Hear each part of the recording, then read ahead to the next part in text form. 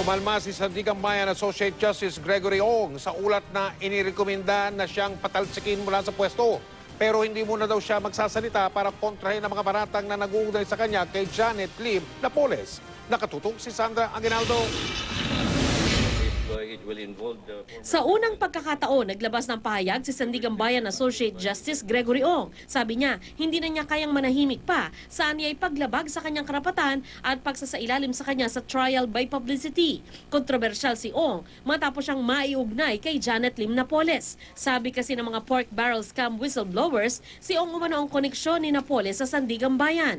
Minsan na ring nahawakan ni Ong ang kaso laban kay Napoles ang umano'y maanomalyang pagbili ng Philippine Marines ng Kevlar helmets. Absuelto doon si Napoles, pero nagpaimbestiga ang Korte Suprema. Sa kanyang pahayag, sinabi ni Ong na untruthful and misleading daw ang ulat ng pahayagang Philippine Daily Inquirer na nagsasabing nirekomenda siyang alisin sa pwesto.